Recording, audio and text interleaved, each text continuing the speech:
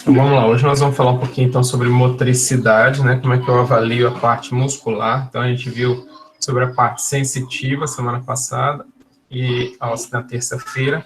Hoje nós vamos partir para a parte motora. Só relembrando aqui as vias motoras, apesar da complexidade do sistema nervoso central, anatomicamente, a movimentação dos músculos, né, ela é muito simples. Você tem o córtex motor, que é a área que controla a motricidade. Esse neurônio é um neurônio gigante, né, que vai lá do cérebro, passando pelo mesencéfalo, ponte, bulbo, e ele vai descer até a medula, onde ele vai fazer a conexão naquela raiz responsável pela inervação daquele músculo. Então, basicamente, são dois neurônios. Esse neurônio mais compridão aqui, a gente vai chamar de neurônio motor superior, e esse neurônio aqui de baixo, né, eu vou chamar de neurônio motor inferior. Lembra que quando a gente estudou na semana passada os reflexos, né, você batia aqui no músculo, na fibra sensitiva, esse estímulo chegava aqui na medula e era devolvido aqui para o músculo, sem precisar do cérebro perceber, não havia... Professor, o senhor está apresentando slide? Vocês não estão conseguindo ver, não? Não apareceu ainda, não. Vou tentar de novo. Não. Vou tentar de novo aqui.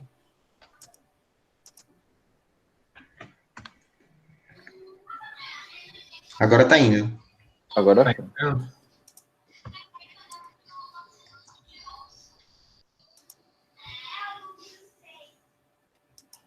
Estão recebendo aí?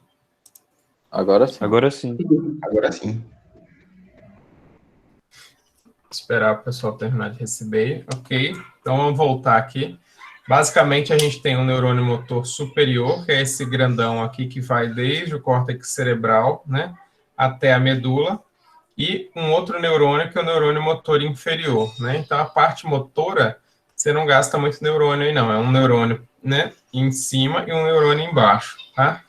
Lembrando que esse neurônio de cima aqui, ele é capaz de modular esse neurônio de baixo, ou seja, é capaz de evitar excessos de movimentos, né? Ele é que dá uma controlada, uma regulada nesse neurônio motor inferior, tá? De qualquer forma, o arco reflexo simples, ele passa por aqui sem precisar do cérebro tomar consciência, né, que um movimento está acontecendo aqui embaixo, tá? Esse é um problema sério. A gente tem pacientes, às vezes, com morte cerebral ou com dano cerebral muito grave. Você encosta aqui no paciente, a perna começa a mexer sem parar, porque houve um arco reflexo simples, inclusive um arco reflexo totalmente descontrolado, né, que é a hiperreflexia, mostrando que o controle do neurônio motor superior, ele zerou, não existe mais. Então, esse paciente apresenta um clonus, começa a movimentar o braço e a família acha que o paciente tem movimento, que tem chance de voltar, que esse paciente está voltando, apesar de tudo estar acontecendo aqui embaixo, sem contato nenhum com o cérebro, que já está todo destruído. Então, mesmo no paciente com morte cerebral, né, esses movimentos reflexos podem ocorrer ainda.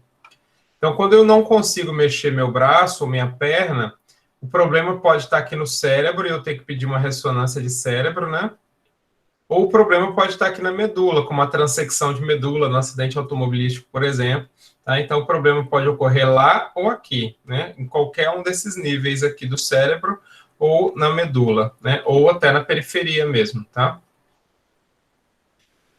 Um é neurônio motor superior e o outro é neurônio motor inferior, são só os dois mesmo. Geralmente, quando o problema, então, essa criança aqui, vamos supor que ela não consegue mexer bem essa perna, ou esse adulto aqui não consegue mexer bem esse braço, a minha dúvida é, aonde houve a lesão para que ele não conseguisse mexer? Foi a lesão na medula ou foi uma lesão no neurônio motor superior? Quando a lesão é no neurônio motor superior, ou seja, é no cérebro, o que acontece é que esse músculo aqui, ele perde, né, esse controle que acontece aqui do neurônio motor superior.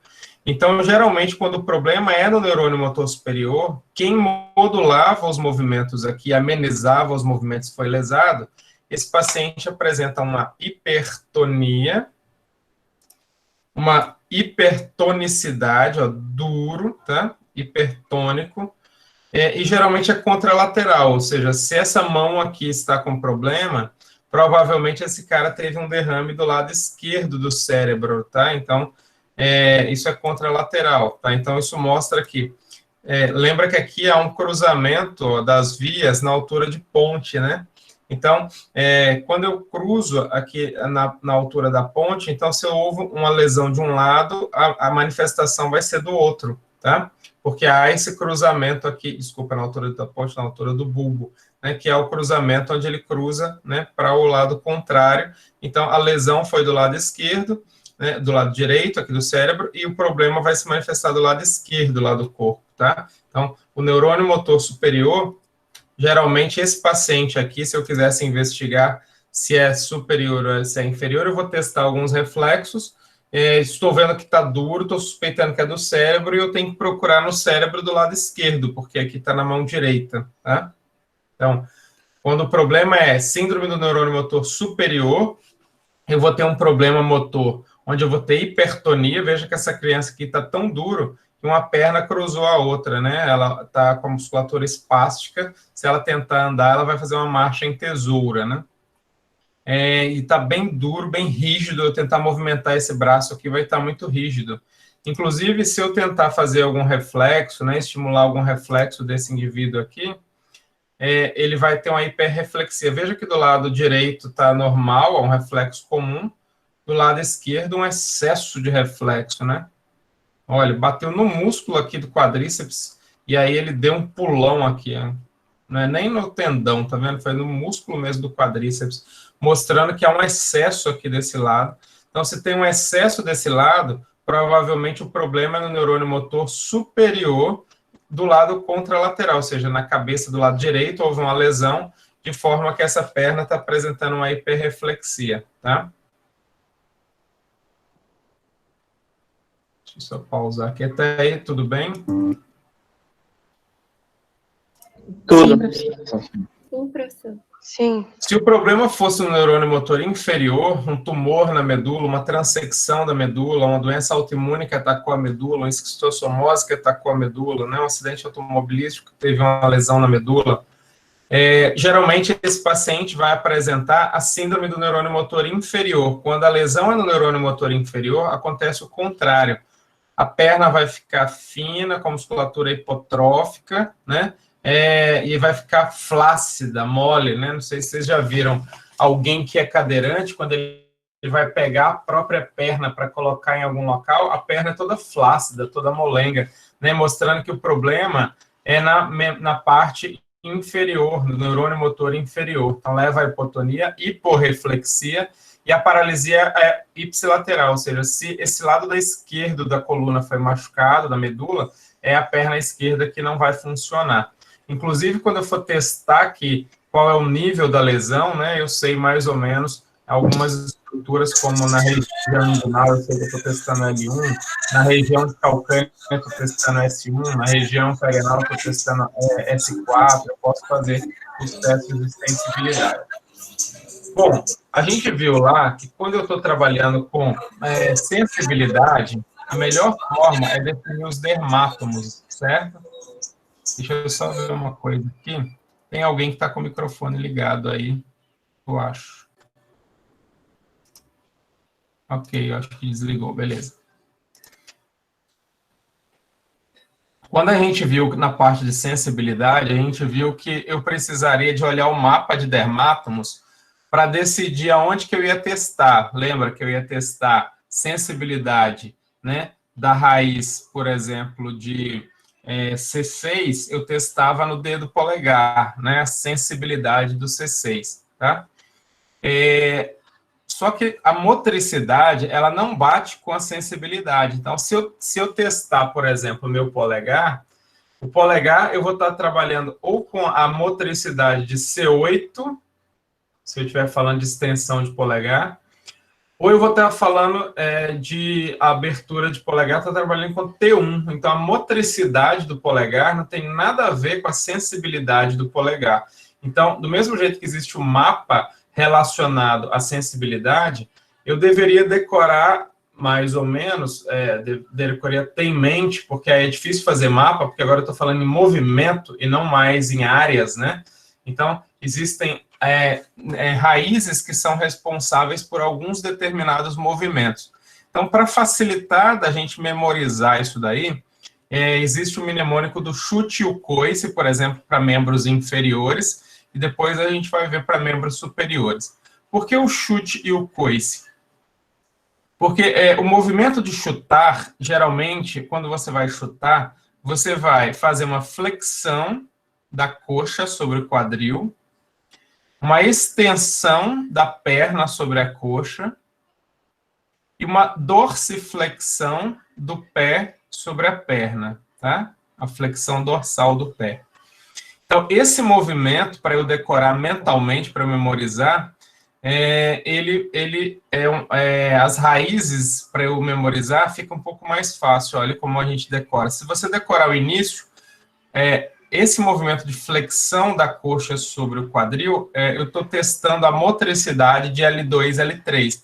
Então, quando eu falo para o paciente assim, ó, tenta levantar sua coxa, faça esse movimento aqui. Eu estou testando a raiz motora de L2, L3, tá?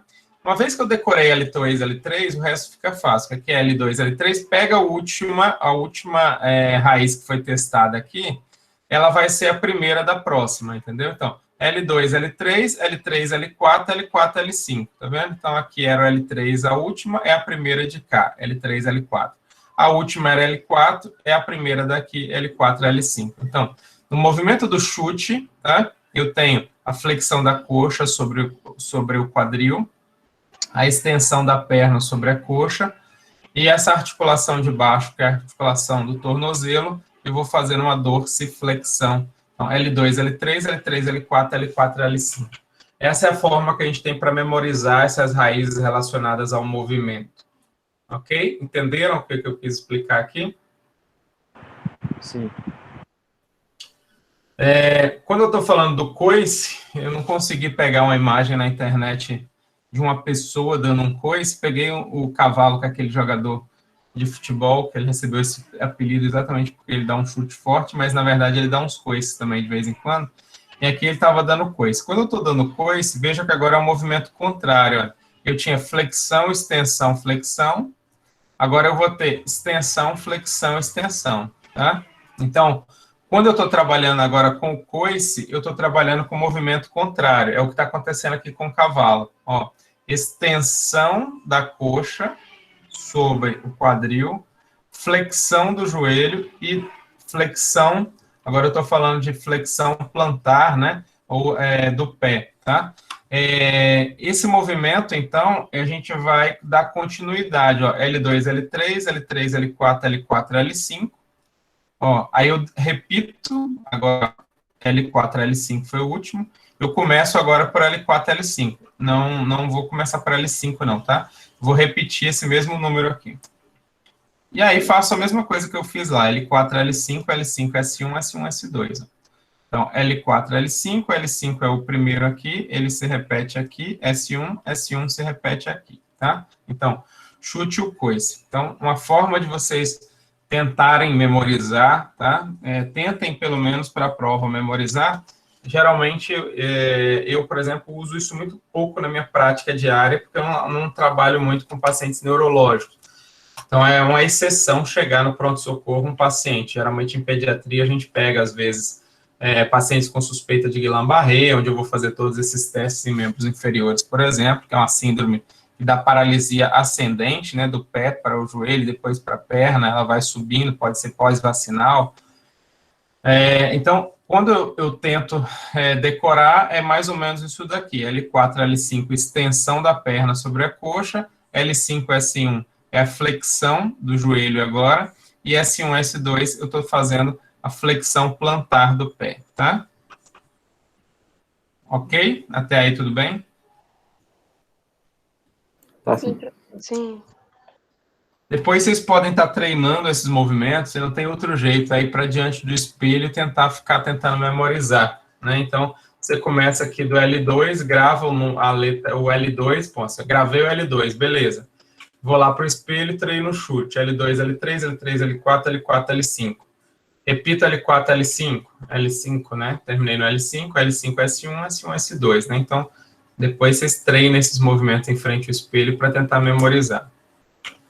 O mesmo eu poderia fazer para membros superiores, tá? Para membros superiores, a gente tem uma forma de tentar memorizar que seria o seguinte. Abdução do braço, C5. Adução do braço. Então, levanta o braço, C5. Abaixa o braço, C7. Flexiona o antebraço, C5, C6. Isso vocês já decoraram, porque o reflexo do bicipital, lembra? Que o reflexo bicipital, eu estou testando, quando eu bato aqui no reflexo bicipital, é exatamente essas raízes, que é as raízes de contração do bicipital. C5, C6. Então, C5 sobe o braço, C7 abaixa. C5, C6. Agora pega a última aqui, ó, que é o C6, e aí desce um pouquinho. Eu estou testando agora o movimento do tríceps, tá vendo? É o tríceps quem faz a extensão do braço. Então, as raízes são as mesmas do reflexo tricipital. C6, C7. C5, C6, C6, C7. Veja que o último aqui foi o primeiro aqui de novo. Agora, então a gente saiu aqui do braço, a gente foi para o antebraço, e agora a gente vai para o punho. Vou pegar esses dois últimos aqui, ó, C6, C7. C6, C7, o mesmo movimento que fazia a extensão do punho, ele faz a extensão do pulso. Então, C6, C7 também faz a extensão do pulso. E aí eu pego o último número aqui, C7, C7, C8, é quem faz a flexão do pulso, tá? E agora nós vamos trabalhar um pouco com os dedos da mão. Então, a gente está trabalhando com o pulso. Vamos para as extremidades agora. Ô, professor, Sim? Pode falar. quando você tem uma lesão, por exemplo, no C6, o C7 e o C8 vão ficar comprometidos? Depende da lesão. Lembra que você pode ter uma lesão só na raiz de C6. Suponhamos que a raiz de C6 está lá na medula, saindo do buraquinho de C6 a cervical. Então, suponhamos que você tenha tido, penetrou um espeto de churrasco nas suas costas, aí na sua coluna, e destruiu a raiz de C6 especificamente. Então, só o C6 que vai estar comprometido. Agora, se você teve um problema lá no nervo, na raiz de C6, C7, que é o ramo superior do plexo braquial, aí vai ser o C6 e o C7, tá? Ah, você agora teve uma lesão lá embaixo no nervo mediano. Ah, o nervo mediano, ele pega o C6, C7 e C8, entendeu? Então, depende muito do nível da lesão. Isso vai até te dar uma dica, mais ou menos, de aonde foi a lesão, tá? Entendi, obrigada. O C8, então, é um movimento de flexão dos dedos. A gente testa, né, pedindo para o paciente fletir os dedos, como a gente fez aqui em garra, tá? E também, para testar o polegar, eu posso pedir para ele fazer esse movimento de pinça, tá? Então, tanto o movimento de pinça quanto o movimento de garra, ele pode ser testado pelo C8, tá? Então, C8 é flexão dos dedos. E, por último, a extensão dos dedos, que eu estou testando lá o finalzinho da raiz do plexo braquial. Lembra que o plexo braquial, ele vai de C5 a T1. Então, na verdade, os nervos, as raízes que vão em direção ao braço, elas vão do C5 ao T1. São as que a gente tem que testar. Então, agora eu estou testando extensão dos dedos. Então, eu testo tanto a abdução dos dedos, quanto eu posso fazer o sinal de like, aí, o sinal de joia, tá? Que eu estou testando o T1, tá? Ok? Então, um desafio para vocês postarem depois no TikTok. Essa movimentação, vocês podem colocar uma musiquinha no fundo aí e colocar a coreografia. Vamos lá, pessoal. C5, C7, C5, C6, C6, C7, C6, C7, C7, C8, C8, C8, P1, P1. Conseguiram ouvir? Sim. Depois vocês podem tentar postar aí no TikTok de vocês aí. Minha filha tá rindo aqui de mim. Na hora que ela viu o TikTok, ela, ainda mais que tá com o TikTok dela, não sei se vocês perceberam. Nena Kawaii. Ah, Depois vocês podem tentar, essa é uma forma de memorizar, tá, gente? Vocês podem tentar depois de frente para o espelho aí, essas movimentações, para vocês treinarem um pouco. Quando eu estou falando, então, de avaliação motora, eu estou falando de aquelas vias principais, né, que são as vias de controle direto motor, que são as vias do movimento, que vai passando pelo tronco encefálico direto para as raízes, mas eu tenho também um controle a nível de cerebelo e a nível de núcleos da base aqui. Quando eu falo de núcleos, é núcleos motores mesmo, onde tem substância cinzenta. É onde está ocorrendo comunicações e é onde passa informações tanto do cerebelo para áreas motoras quanto para os núcleos da base, e daqui eles vão para a periferia. Ou seja, tanto o cerebelo e os núcleos da base recebem informações aferentes para saber, por exemplo, uma informação aferente muscular que seria importante para o movimento. Qual daqueles sensores que a gente viu na aula passada de sensibilidade, qual daqueles ali estaria envolvidos com o movimento, por exemplo? Qual a sensibilidade?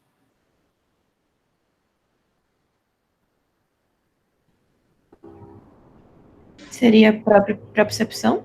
Propriocepção. Propriocepção é quando os seus receptores periféricos, eles dizem para o cérebro mais ou menos qual é a posição da sua perna, qual é a posição do seu braço, tá? Porque é muito importante para o cérebro saber se você está sentado ou se você está em pé. Se você quer começar a andar agora, o seu cérebro precisa saber se você está sentado ou se você está em pé, porque os músculos que ele vai acionar são totalmente diferentes, né? A musculatura antagonista que ele vai ter que controlar para você não ter um movimento brusco na hora de tentar levantar, vão ser totalmente diferentes. Então, geralmente o cérebro ele está recebendo um monte de informações aí periféricas, né, ascendentes da propriocepção, que diz respeito a qual posição que estão os seus membros antes de iniciar um movimento, tá? E aí, a partir desse momento, o seu cérebro vai tentar interpretar aquilo ali,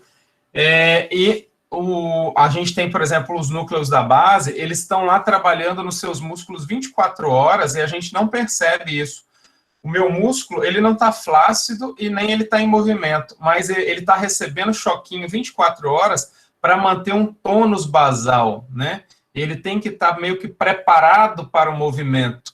Isso a gente chama de tônus. É aquela dureza do músculo, onde ele vai estar mais ou menos preparado para o movimento. Ele fica em stand-by 24 horas. Ele não fica desligado, né? Ele fica em stand-by. Então, quando você tem uma movimentação, o seu músculo sai, ele não sai da hipotonia para o movimento, ele sai do movimento de um tônus basal durinho para o movimento. Quem mantém esse tônus basal, né, é o cérebro, são áreas que eu não consigo perceber que eu estou fazendo isso. Eu não penso assim, bom, agora eu vou levantar o meu braço e eu tenho que pensar bem na minha musculatura, né, de adução para eu não ter um movimento muito brusco do braço, né? Isso acontece de uma forma inconsciente, tá? Então, os gânglios da base, eles estão trabalhando exatamente com a postura e com a movimentação involuntária, que é aquilo que você não está percebendo que está acontecendo, e o cerebelo trabalhando com a parte de coordenação, marcha, equilíbrio, movimentos repetitivos, né? Então, um bebê, quando ele está aprendendo a andar, ele está lá pensando, né? Vou tentar agora mexer minha perna direita, vou tentar mexer a esquerda. Ele ainda não faz isso no automático. Uma vez que eu fiz isso 1000 vezes, o movimento fica automático. É a questão do aprendizado para datilografia, por exemplo, né? Seus dedos têm que bater na tecla certa, no início é tudo voluntário. Você fala, vou mexer o meu dedo para sair agora do G para passar para o T. Agora, quando isso fica no automático, você repetiu isso tantas vezes, que o seu cérebro entrega isso para uma área que não é mais de controle cortical. Então, eu digito atualmente, por exemplo, eu sou da época do curso de datilografia, então eu consigo digitar sem pensar no que eu estou fazendo. Mas na hora que eu erro, é engraçado que o córtex é avisado. Opa, esse movimento aqui não foi de acordo com o que estava programado.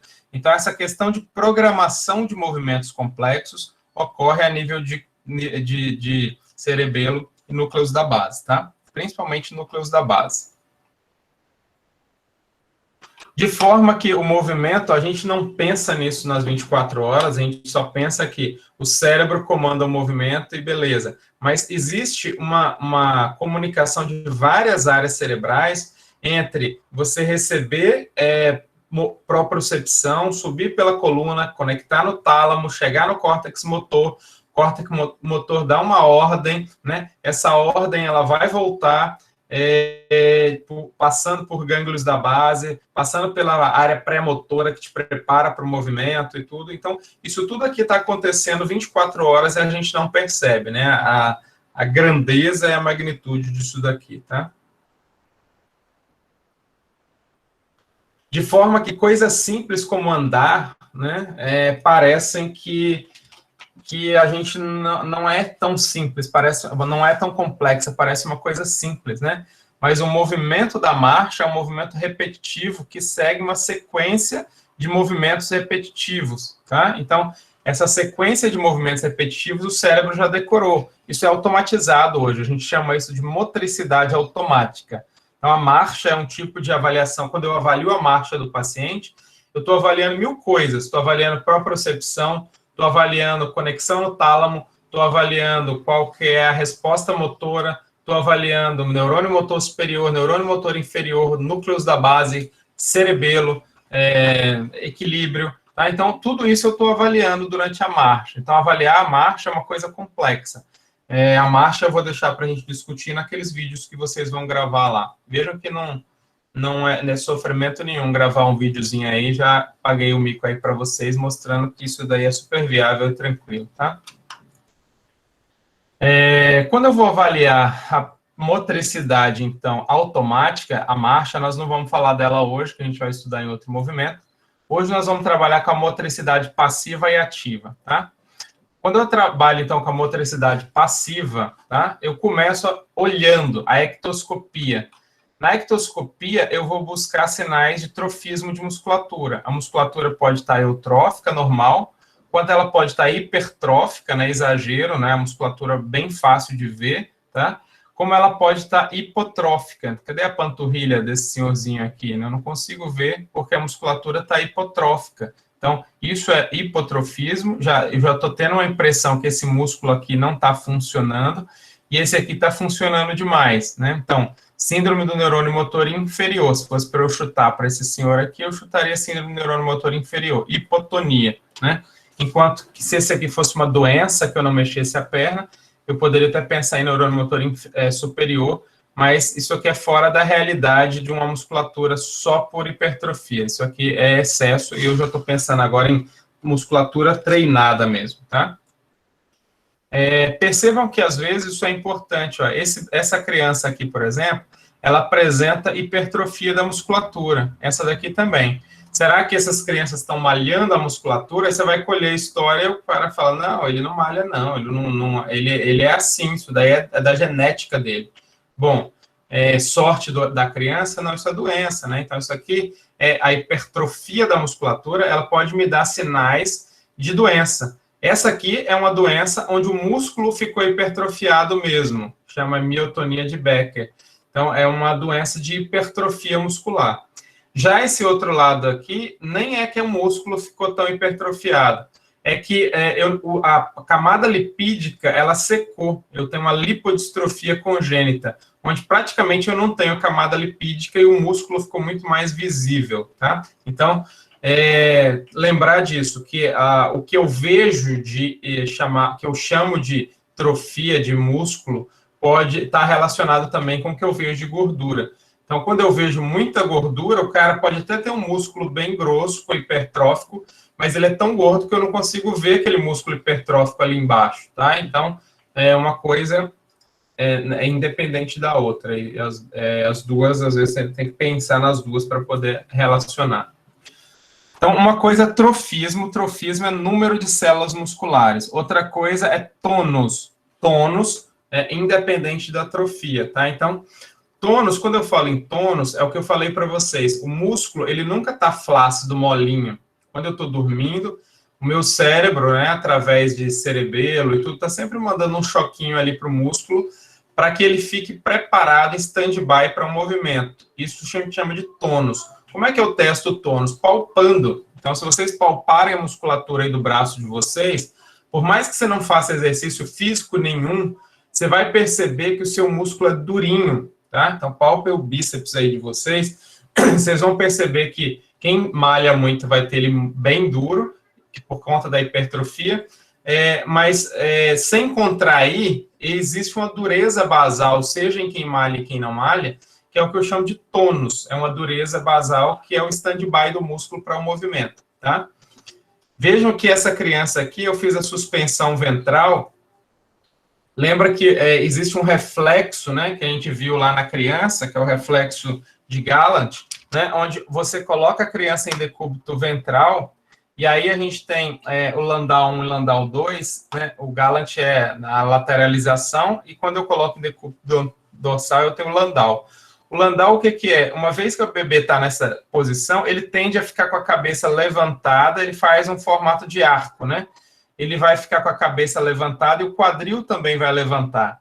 Mas vejam que quando ele pegou o bebê e colocou nessa posição, ele não consegue fazer isso. Por quê? Porque a musculatura está hipotônica, ele está todo mole, tá vendo? Então, uma hipotonia, isso daqui poderia ser por causas neurológicas ou causas musculares, não sei ainda. Mas eu sei que isso daqui é uma hipotonia, não tem o tônus que deveria, tá? Enquanto que esse bebê aqui, ele tá duro, rígido, a perninha aqui tá dura, a musculatura, se você palpar aqui, você vai sentir essa coxinha dura, o tônus aumentado, isso a gente chama de hipertonia, tá? Síndrome do neurônio motor superior. É muito comum nas crianças com paralisia cerebral. Paralisia cerebral, neurônio motor superior, anóxia do parto. Faltou oxigênio na hora do parto, neurônio morreu, neurônio motor superior, não nasce mais, né? Ok? Então, passivo eu consigo testar hipertrofia, o trofismo e o tônus, tá? Agora, quando eu vou testar a motricidade voluntária, aí eu vou chamar isso daí de teste de força muscular, tá? Quando eu vou testar força muscular, então não se esqueçam de depois assistir os vídeos. Vocês conseguiram assistir o vídeo do Guilherme, da parte de sensibilidade? Alguém assistiu aí, quer compartilhar a experiência, o que achou?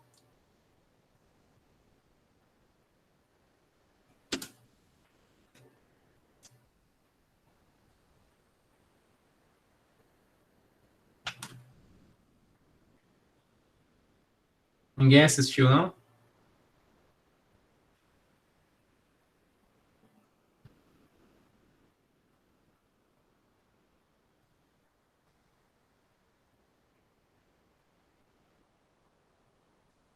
Ok, estão me ouvindo, né? Dão pelo menos ok aí que estão me ouvindo. Sim. Sim. Beleza. Coisa. Sim. Beleza. Sim. Não, beleza. Agora, só que não viram, então, o vídeo do Guilherme, né? Vocês estão uma vergonha nessa quarentena, viu? Quando eu estou falando de movimentação voluntária de força muscular, se eu for testar a força muscular, é muito importante duas coisas. Uma delas, então, geralmente a gente começa pedindo para o paciente fazer um movimento passivo. Então, eu vou testar e falar para o cara assim, olha, faça a flexão do braço aqui igual o Popeye, faça um muque aí. Se o cara fez, beleza, já mostra que ele tem uma força muscular boa, que ele conseguiu vencer a gravidade, porque para o braço fazer esse movimento, o antebraço tem que vencer a gravidade, certo? Agora, eu posso fazer também, oferecer uma resistência. Quando eu ofereço uma resistência, é muito importante que eu use uma alavanca. Então, veja que aqui, ó, a mão do médico, ela está servindo de alavanca, que é uma alavanca que vai apoiar esse movimento. Então, se eu estou puxando esse braço para trás aqui, se eu não fizer a alavanca, o que vai acontecer? Esse cara vai começar a usar essa musculatura aqui de cima, ó, para tentar fazer esse movimento. Então, se eu quero testar essa musculatura aqui, eu faço uma alavanca mais ou menos no nível dessa musculatura aqui, para poder testar realmente esse movimento dessa musculatura que eu estou querendo aqui. E aí eu vou fazer esse movimento, eu vou testar uma alavanca aqui, como se eu estivesse fazendo o sentido contrário da minha resistência. Então, se a minha resistência está para o meu lado, eu estou segurando a mão dele para o meu lado, eu sou médico aqui, tá? Então, a minha alavanca vai ficar para o lado contrário, tá? Então, ó, eu estou puxando aqui e a alavanca está para o lado contrário. Então, eu estou puxando o braço dele e falo, agora tente vencer o meu braço, o meu puxar, a minha resistência, tá? E aí, se o cara vence, é a maior força que a gente testa aí. Se ele consegue vencer resistência, uma resistência boa, não uma resistência levinha, né, mas uma resistência razoável e moderada, significa que esse cara está muito bem e que a força muscular dele está máxima, tá? Eu posso testar qualquer musculatura. Aqui eu estou testando essa musculatura bicipital, tá? Então, qual é o movimento do bíceps? Flexão. Então, eu vou fazer resistência contra a flexão. Aqui eu estou testando, por exemplo, então, qual as raízes que eu estou testando aqui? Alguém lembra? Raízes que eu estou testando nesse movimento. C6, C7. T5, C6? 5, C6, foi quase. C5, C6. Tá? Bíceps é C5, C6. C6, C7 é tríceps. Tá? Esse movimento aqui agora de apertar o dedo. Então, quem é que faz a flexão dos dedos, né? Que é aquela mão em garra, que é a movimentação do opositor, né? Quem é que faz esse movimento? C8. C8. Então, eu estou testando aqui C8, a raiz de C8, e eu estou testando agora a força muscular, né? Então, eu estou vendo como é que está o músculo nessa região aqui. Então, a parte neurológica seria C8, mas e a parte muscular? Parte muscular são os músculos, né, da flexão. Então, por aqui eu ia descobrir, por exemplo, se ele não consegue mexer a mão porque o problema é do neurônio ou se o problema é do músculo, tá? Então, aqui eu vou testar a musculatura, a força muscular. Então, aqui eu estou testando a força muscular, fiz uma alavanca, estou puxando a minha mão para cá, minha alavanca vai para lá, tá? E aí ele está fazendo, tentando apertar meus dedos. Eu falo, aperte meus dedos que eu vou tentar tirar o dedo. E aí você tenta tirar o dedo, isso é a resistência, e ele vai segurar seu dedo, tá? Posso fazer com qualquer musculatura. Então, aqui, ó, esse paciente está fazendo a extensão dos dedos. Qual é a raiz que eu estou testando? A parte nervosa. T1. T1. E aí eu estou fazendo resistência, ó, empurrando os dedos dele aqui. Fala, tento vencer os meus dedos, tá? Mesma coisa do polegar. Eu vou falar com ele, ó, faça a pinça. Ele está tentando fazer a pinça, que é C8, e eu estou tentando vencer a pinça, oferecendo uma resistência. E aqui a minha mão segurando como alavanca para que o músculo fique mais ou menos nessa região aqui e eu não fique testando outro tipo de músculo, tá? Então, para testar força muscular, sempre isso. Pensar qual músculo que você está testando, pensar qual a raiz e sempre oferecer a alavanca. Nesse caso aqui, ó, eu estou fazendo uma força contra a coxa do paciente. Então, eu vou testar agora a coxa do paciente. E eu estou testando o movimento de flexão da coxa. Lembra do chute e o coice. Chute e o coice começa em L2. Então, na verdade, eu estou testando a raiz de L2 e L3, tá? Porque é ela que é responsável, tá, por esse movimento de flexão da coxa lá no chute, né? Então, eu estou falando com o paciente, ó, flexiona a sua coxa, quer dizer, dobra a sua perna aqui para que encoste a sua perna na barriga. Então, esse paciente aqui vai tentar fazer o movimento, eu estou oferecendo resistência. Aqui eu não precisaria, né, se a resistência está sendo para lá, eu precisaria de fazer uma alavanca para cima. Essa alavanca já está sendo feita pela cama aqui, né? Então, não precisaria de colocar a mão, porque já tem uma alavanca aí, tá? Vou testar agora a musculatura e eu quero que esse paciente estenda a perna. Então, extensão da perna. Eu estou oferecendo resistência, ó. Resistência no movimento da perna, minha mão está vindo no sentido contrário, tá vendo? Então, a alavanca é no sentido contrário. E aí eu falo com o paciente, falo, e aí, olha, agora tenta empurrar a minha mão. Bom, se ele está tentando empurrar a mão, ele está tentando estender o joelho. Quem estende o joelho é o movimento do chute. Eu já tinha falado L2, L3, L3, L4. Então, estou testando as raízes de L3 e L4, tá? E, ao mesmo tempo, estou testando a musculatura responsável pela extensão da perna. Quem que faz a extensão da perna? Quadríceps. Então, eu estou testando aqui o quadríceps, tá? Agora eu vou fazer o movimento inverso, né? Estou testando a musculatura posterior aqui da coxa, onde eu estou pedindo para o paciente agora para poder fazer o inverso. Eu estou fazendo uma alavanca contrária e estou pedindo para ele fazer força para trás aqui, tá? Onde eu estou testando a musculatura do gastrocnêmio, e aí eu fiz a alavanca aqui para evitar que eu estivesse testando a musculatura de extensão da coxa. Então, estou testando aqui o gastrocnêmio. Tá? Então, essa musculatura. E quem é que faz a flexão, né, da coxa, da perna? Então, quando eu estou falando em flexão da perna, né, aí eu tenho que lembrar daquele movimento agora do coice, né? Aí, o movimento do coice, aí eu tenho que tentar lembrar L2, L3, L3, L4, L5, S1. Aí, repito lá, L5, S1, S1, S2. Tá? Então, esse é o movimento. Então, quem faz esse movimento muscular aqui é S1, S2. Então, se está com problema aqui, eu estou pensando lá na raiz sacral, né? Que é lá na raiz, a nível de sacro. Mesma coisa, eu posso falar com o pé, né? Falar, olha, faça força aqui contra, né? Empurre a minha mão. Então, ele está tentando fazer a dorsiflexão. Aqui, a flexão plantar. Aqui eu estou segurando e falando assim, olha, tente vencer a resistência da minha mão. A resistência está vindo para cá. E aí ele está fazendo a força no sentido contrário, tá? Aqui a cama já está servindo de alavanca de novo, tá? Então, esse movimento aqui é de flexão dorsal do pé e esse de flexão plantar, tá? Então, posso testar qualquer musculatura, é só eu parar um pouquinho para pensar no que eu estou fazendo e qual é o músculo que eu estou testando, né? Então, aqui, ó, quando eu estou testando esse movimento, é a musculatura anterior da perna, que puxa, né? Pensar nos tendões, né? Que vai puxar ela para essa região aqui, tá? Como é que eu anoto isso no prontuário, né? Então, existe uma classificação internacional, que eu chamo de Medical Research Council.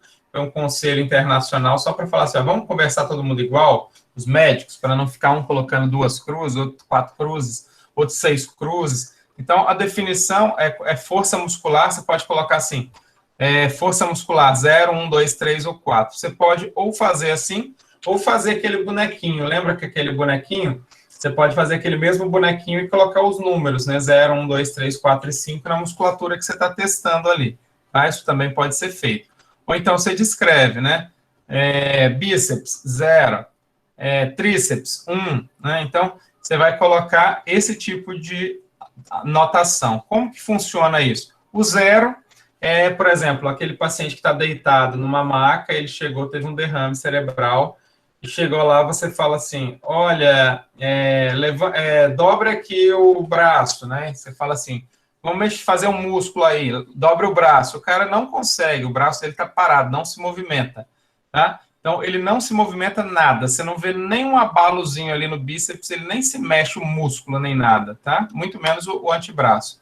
Isso daí a gente chama de plegia. Então, esse cara está com a plegia do músculo bicipital, por exemplo. Então, eu sei que a raiz de C5, C6 está comprometida, ou esse músculo ele não funciona mais, né? Esse músculo teve algum problema na placa motora ali, que o neurônio até tenta dar um choque para o músculo funcionar, mas o problema é no músculo. A maioria das vezes o problema é no neurônio mesmo. Então, plegia é isso, eu não consegui contrair o músculo, tá? Então, quando eu falo paraplegia, né? Eu não consigo movimentar os músculos da parte de baixo do corpo. Hemiplegia, eu não consigo movimentar os músculos de um lado do corpo.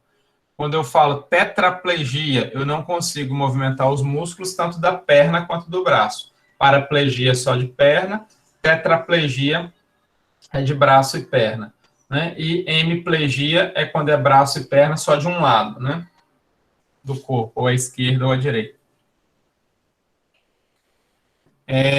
Quando eu falo com o paciente, vamos supor que ele está lá deitado, eu mando ele fazer um muquezinho, E aí você percebe que o músculo, ele até se move, ele dá um abalo, ou seja, o bíceps dá uma contraídazinha ali, mas ele não consegue levantar o antebraço. Mas o músculo mexeu, tá? Isso é a nota 1. Ele tem uma fraqueza muscular, então ele não está plégico, mas ele está parético. Parético é aquela pessoa que está fraco, com músculo fraco. Isso a gente chama de paresia. Não confundam com parestesia. Parestesia é aquele formigamento lá, que é a alteração da sensibilidade. Aqui é paresia, é fraqueza muscular. Então, a fraqueza muscular, então, se o paciente chega com você e fala, doutor, eu estou com fraqueza. Tá, essa fraqueza pode ser desânimo, pode ser depressão, mas essa fraqueza pode ser uma fraqueza muscular, uma paresia mesmo dos músculos, tá? E aí, se é do músculo mesmo, eu vou chamar isso de paresia. Eu, como médico, vou escrever lá no prontuário que é paresia, tá? Vamos supor, então, que o cara está deitado lá e você fala, ó, faz um muquezinho aí, tenta levantar o antebraço. E aí o cara começa a levantar o antebraço, tá? Ou seja, ele vence a gravidade, mas ele não chega até o final, ele não estabiliza e faz um 90 graus, não, tá? Ele só tenta levantar um pouquinho, mas não consegue total. Isso é a nota 2. Se ele conseguir levantar tranquilamente contra a gravidade e fazer um músculozinho, beleza, no mínimo ele tem nota 3. Então, eu não preciso de testar resistência em todo mundo. Se eu estou querendo saber se o cara está com a musculatura muito boa, aí sim, eu agora vou testar a resistência, né? E aí eu testo a resistência com a alavanca e tudo, e o cara vai e ele consegue vencer minha resistência, ele vai mais ou menos até a metade, depois fadiga a musculatura, ele não consegue terminar a vitória contra a resistência. Agora, se ele fica durão ali, vai até o final, vencendo a resistência, fica tranquilo, o músculo não fadiga, em momento nenhum ele entrega, não é para ele vencer a sua força, é para ele não se entregar e ficar lutando contra a resistência o tempo todo. Então, ele ganha nota 5, que é a maior força muscular. Então, na verdade, tanto um cara fortão que faz academia, quanto o magrelinho que não faz, eles vão ganhar nota 5.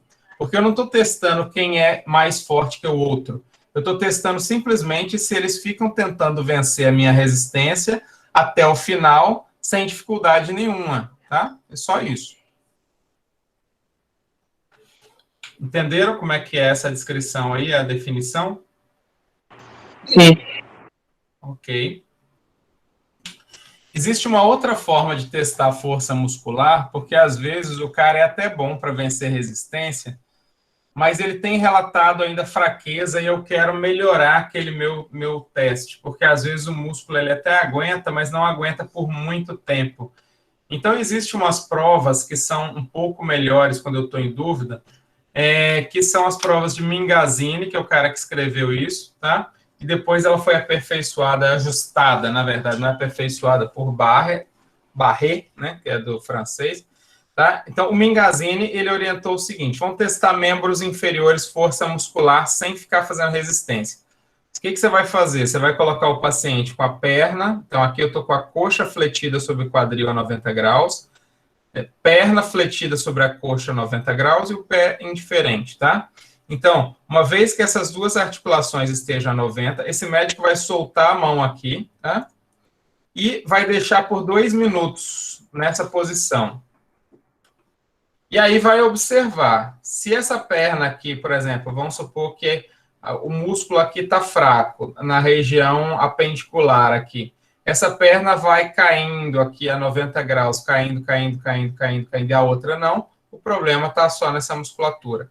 Pode ser que esse paciente continue firminho aqui a 90 graus, mas essa musculatura aqui não aguente, só fica pendular e ele continua com a coxa a 90, mas a perna só cai. Então, eu já sei que o problema está por aqui, S1, S2 mais ou menos, tá? Então, esse teste, ele serve, né, porque ele fica um tempo maior, tá? Depois vocês tentem fazer, vocês vão ver que é difícil mesmo, né, da gente ficar aí por muito tempo. Então, ele é um teste bom, porque ele sensibiliza mais membros inferiores. Essa é a prova, o teste de Mingazini. Se esse paciente não colabora muito, eu posso fazer, por exemplo, se ele tiver em decúbito ventral, eu posso fazer a prova de Barré, ou Barré. O Barré nada mais é do que você colocar o paciente agora em decúbito dorsal, decúbito ventral, e tentar segurar a perna dele. Você vai soltar a mão aqui e o paciente fica com a perna aqui durante 2 minutos. A diferença é que eu não consigo testar agora essa musculatura apendicular, eu estou testando mais a periférica, tá? Então, ele não é, o Mingazine é melhor que o Barré, tá? Só vou usar o Barré quando eu tenho dificuldades de posicionamento, paciente que tem alguma travado aqui na parte da cintura, não consegue ficar deitado de costas. Eu posso usar também o Mingazine para membros superiores, tá? Vocês vão ver que na literatura médica vai ter um pouco de discussão nesses nomes, porque Mingazine é para membro inferior. Foi ajustado essa descrição de Mingazine para membros superiores, mas é ajuste. No Mingazine mesmo, ele não inventou isso daqui, não. Mas se eu fizer a mesma coisa aqui, manter o paciente com o braço estendido, veja que a palma dele está para baixo, esse é um Mingazine simples para membro superior. Sempre com o olho fechado. Por que olho fechado? Porque, às vezes, esse braço aqui começa a cair, e aí, se você olha o seu braço caindo, você pode tentar corrigir esse movimento, e aí eu acabo não testando adequadamente a força muscular, porque a sua visão está tentando compensar uma falha na propriocepção. Então, é melhor sempre de olhos fechados, sempre 2 minutos.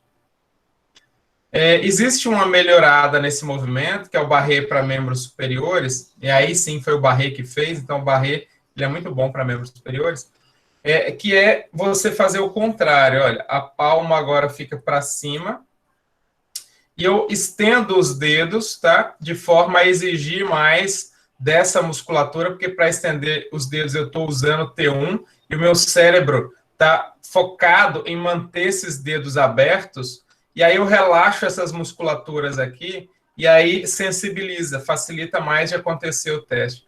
Tanto ele pode cair os braços, como está acontecendo aqui, como ele pode também começar a fazer esse movimento que está aqui de pronação. Ó. Então, supinar é pedir esmola, supinarem, né, pedir, e aqui pronar é o movimento contrário, onde ele vai fazer, o braço ele vai entrando medialmente, rodando medialmente, também é um tipo de movimento que mostra déficit, por isso que ela é chamada de provas deficitárias de força muscular, tá? Ok? Até aí tudo bem? Uhum. Vamos trabalhar um pouquinho, então, agora com coordenação. Então, eu ainda estou trabalhando com musculatura, mas agora não é mais motricidade voluntária específica, né? Agora eu estou trabalhando com coisas que não estão muito sobre o meu controle, eu não percebo que eu faço essas coisas. Quando eu estou trabalhando com coordenação, vai ter vários movimentos que me sugerem problemas na coordenação. Vocês vão fazer lá atetose, vocês vão fazer lá coreia, vários movimentos que vocês vão fazer vão sugerir problemas nessa movimentação involuntária, tá? E aí diz respeito a esses núcleos da base e a cerebelo. Então, o meu cérebro, lembra que eu falei para vocês, os sensores de propriocepção aqui da musculatura e tendões, eles vão subir pela coluna e vão se comunicar com o cerebelo e núcleos da base, tá? Antes de chegar no córtex, e o córtex vai dar informações também de cima para baixo, tá? De forma a fazer essa coordenação. Então, eu tenho tanto aferência, coisas subindo, quanto coisas descendo, tá? Isso acontece o tempo todo. Lembrando que essa parte de coordenação, ela não depende só do cerebelo. A coordenação não depende só de cerebelo e núcleos da base. Ela vai depender também de visão e está relacionado com equilíbrio, que tem a ver com o labirinto, tá? Então, tanto o labirinto quanto a visão, elas vão estar interferindo nesses movimentos. Por isso que a gente geralmente pede o paciente para fechar o olho, porque eu excluo a correção que eu posso fazer nesse movimento através da visão. Só um minutinho que eu vou atender o telefone aqui, rapidíssimo, e já retorno.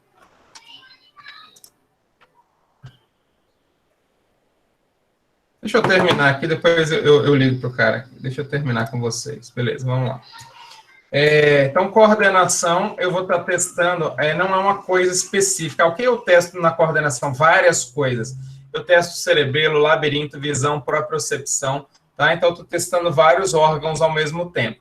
Mas, às vezes, tem doenças que só alteram a minha coordenação e não altera a motricidade, tá? Ele tem força muscular, mas ele não tem coordenação. Então, uma das coisas que a gente faz é decorar, por exemplo, na digitação, movimentos complexos, o meu cérebro decora e repete automaticamente sem eu perceber.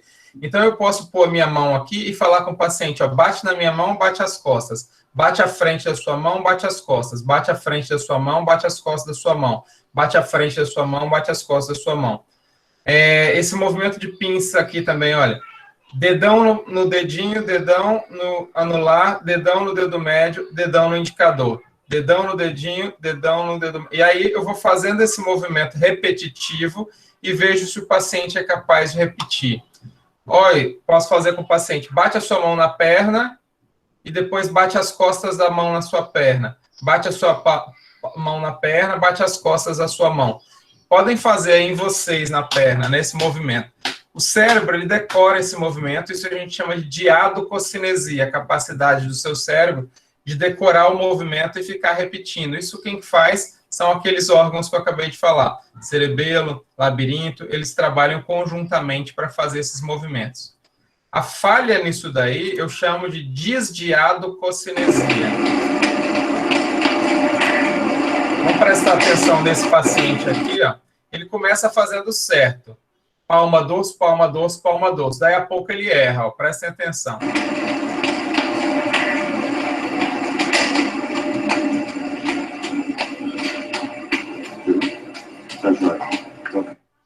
Perceberam? Ele começa certinho, palma, dorso, daí a pouco ele faz dorso, dorso, dorso, palma, dorso, dorso, dorso, palma, palma, palma, dorso. Né? Ele erra o movimento, né?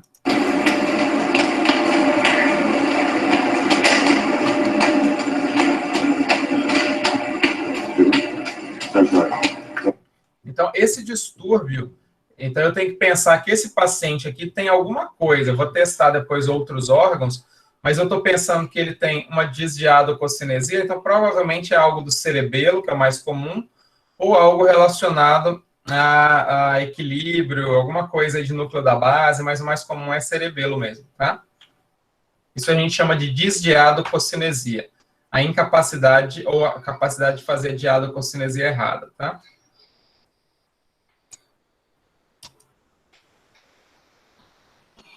Deixa eu só parar aqui, que senão vai ficar tendo um som no fundo aqui.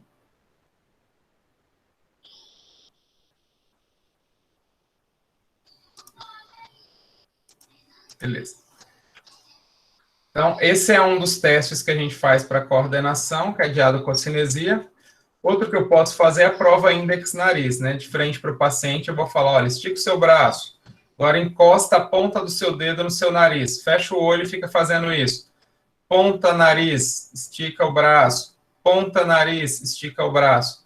Só que isso daqui, às vezes, o que acontece é que o paciente decora o movimento e por mais que ele tenha algum problema de coordenação, ele fica repetindo. Se eu quiser melhorar isso daqui e ver a capacidade do paciente, eu posso mandar ele encostar a ponta do dedo dele na ponta do meu dedo. Por que que isso é mais difícil? Porque eu vou ficar mudando o dedo de lugar toda hora. Eu ponho o dedo mais à direita e falo, encoste o seu dedo no meu. Eu ponho meu dedo mais à esquerda e falo, encoste o seu dedo no meu. E aí não dá para o seu cérebro decorar o movimento. E aí esse cara vai tentar encostar o dedo no seu dedo e vai errar tudo. Ele vai bater, vai se tremer, tá? Mostrando que ele está com problema de coordenação, né? Que está falando mais dessa região de cerebelo e núcleos da base. A prova índex-nariz no braço, ela está testando a coordenação no membro superior. Eu posso testar também a coordenação no membro inferior fazendo calcanhar-joelho, onde eu vou falar com o cara assim, olha, encoste o seu calcanhar aqui no seu joelho e vai escorrendo aqui o calcanhar até o seu pé. Sobe e desce. E aí ele vai ficar tentando fazer esse movimento de descer e subir em cima da tíbia aqui, ó. O calcanhar dele fica passando para lá e para cá. E para isso eu preciso de ter coordenação, porque senão o calcanhar não vai reto, ele vai errar todo o caminho, todo o trajeto, tá? a gente chama de prova calcanhar-joelho, também está testando coordenação.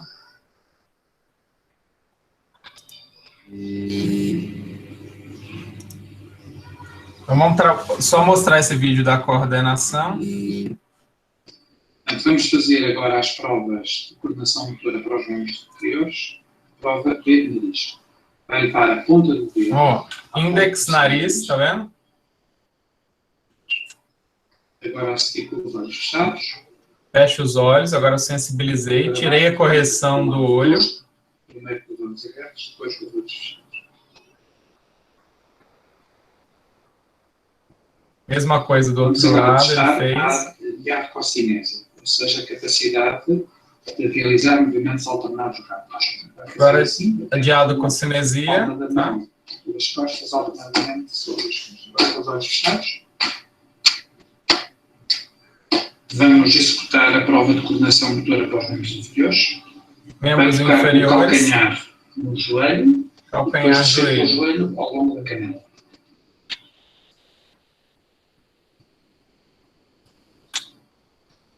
Agora a mesma coisa do outro lado.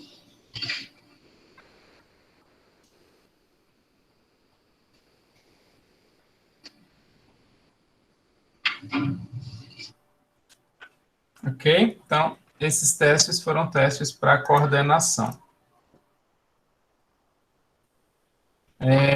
A prova do rechaço. Do rechaço, vejam que eu estou oferecendo uma resistência contra o braço do paciente. A gente nem aconselha que vocês façam, porque o paciente pode se machucar se ele tiver uma doença. Mas, tecnicamente, se o seu centro de coordenação estiver funcionando bem, quando você faz uma resistência contra o braço do paciente e subitamente você solta o braço do paciente, se o seu centro de coordenação estiver funcionando ok, você não vai se dar um murro, você vai chegar com o braço perto do rosto e parar, tá? Por outro lado, então você fala para o paciente, ó, vence a resistência da minha mão, vence a resistência, vence a resistência. E aí você solta subitamente, né? O paciente vai travar aqui no meio, tá? E ele não vai se machucar, se tudo estiver ok. Mas se ele tiver com problema na coordenação, ele pode se machucar. Por isso que a gente não recomenda fazer essa prova do rechaço aí, a não ser que você consiga proteger o paciente para ele não se machucar, tá? Você pode testar coordenação de outras formas e evitar a prova do rechaço.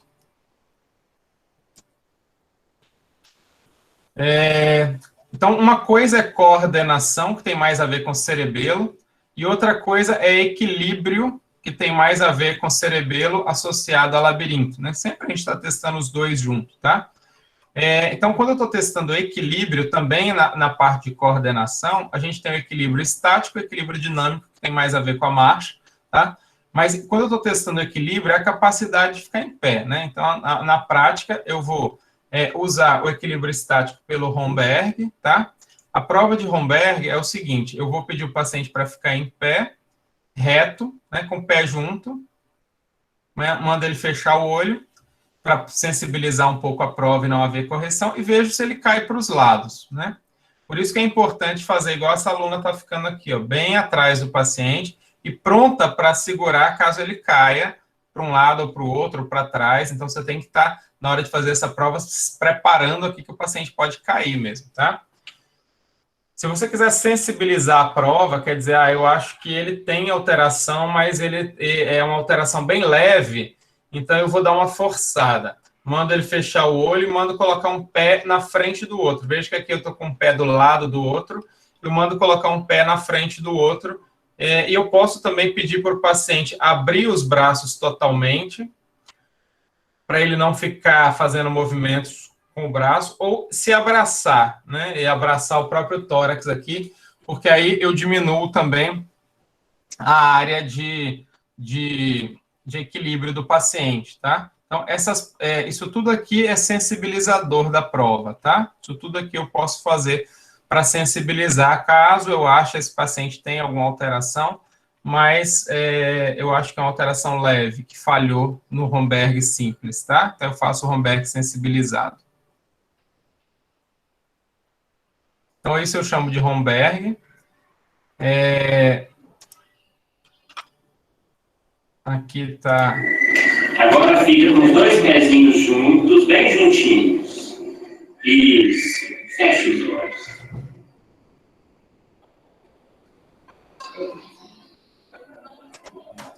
Então, aqui eu estou testando o equilíbrio dela, ela ficou tranquila, de olho fechado. Eu poderia sensibilizar se eu quisesse, pedindo para colocar um pé na frente do outro, né? Mas não foi o que foi feito aqui.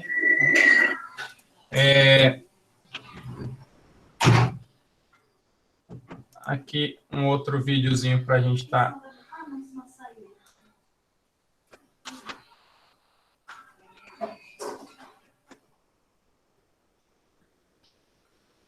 Ó, ele estava com a base alargada, eu deixo a base mais juntinha agora, né? Um pé junto com o outro, olho fechado para facilitar. Romberg negativo, ele não cai para o lado, nem para trás, nem para frente.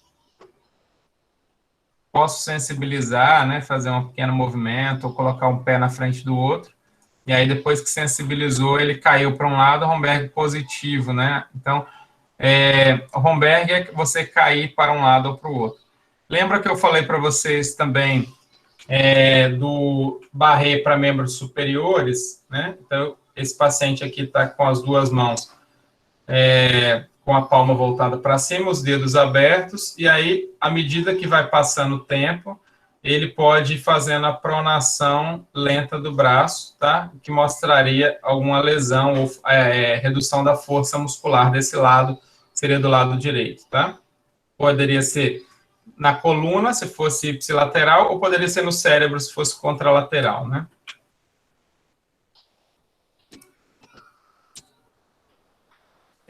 E eu poderia testar equilíbrio também por meio da marcha, mas como a gente vai trabalhar depois marcha, a gente vai ver isso no outro momento. Mas a marcha ebriosa, por exemplo, que é a marcha que mostra lesão no cerebelo, ela geralmente, o que o paciente vai fazer, daí a importância do Romberg de pé junto, porque a primeira coisa que você faz quando dá um problema na marcha é você ficar com a perna aberta, né? Você aumenta a base de apoio, tá? Então, é a marcha do bêbado, né? A perna sempre aberta e cambaleante, né? O Romberg, ele testa exatamente isso, que é ficar cambaleando de um lado para o outro, tá? Então, para encerrar essa marcha, vocês já estão enjoados de ver, né? Seja nas festas de vocês aí, a gente vê muito isso daí. Ele está com dificuldade, né, de equilíbrio, custou para ficar em pé. E ele vai tentar andar a base bem alargada, ó. Uma lateropulsão, um tropeção e queda. E agora ele vai tentar de novo levantar. Olha que ele agora ficou com a base, de novo, as duas mãos no chão, para que a base fique bem alargada. Conseguiu. Base alargada, movimento oscilatório.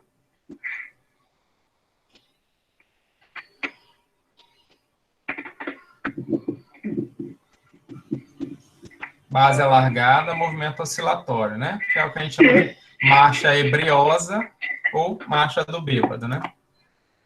Isso aí vocês já conhecem bem, né? Mas isso aí é cerebelo. Geralmente é a intoxicação do cerebelo, né? E do labirinto por conta do álcool, né? Ok, pessoal? Então, depois assistam vídeos aí na internet sobre coordenação e sobre teste de motricidade. Então, eu continuo indicando lá o do Guilherme, né? Que tá bom para isso daí, tá? Então, vocês podem utilizar os vídeos do Guilherme aí. E para vocês darem uma treinada e continuar assistindo isso daí, treinando isso daí, ok? Então, vamos dar o presente final aí.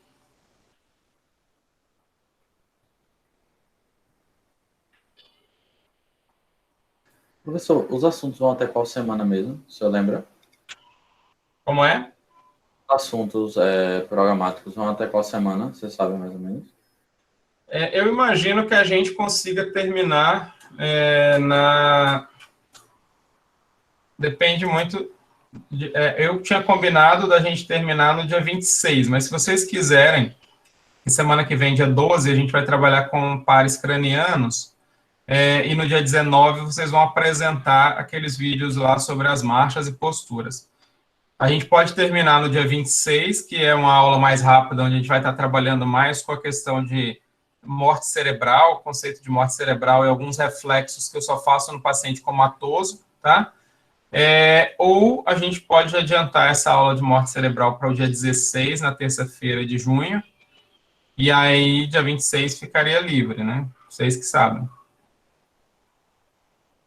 Combina entre vocês aí, depois vocês me passam. Sim. Beleza. Tá bom. Ô, professor, e para estudar essa parte, o Bates tá bom, o texto dele? Tá bom sim, tem bastante coisa, porque se às vezes tem alguma coisinha que não tem um, que precisa complementar com o outro, você dá uma olhada na internet, Uhum. mas eu recomendo que vocês nem estudem muito pelo Bates, porque a prova é prática, então assim, estudem pelos vídeos do Guilherme lá que eu passei para vocês, entendeu? Tá certo. Colocar Obrigado. muita teoria, e o que importa é vocês aprenderem a fazer a prática, e testar reflexos em vocês mesmos aí, tá? Tá certo. Valeu. Beleza, então. Aí depois o desafio está lançado, se vocês gravarem um TikTok aí com aquela coreografia lá, vocês me passam depois.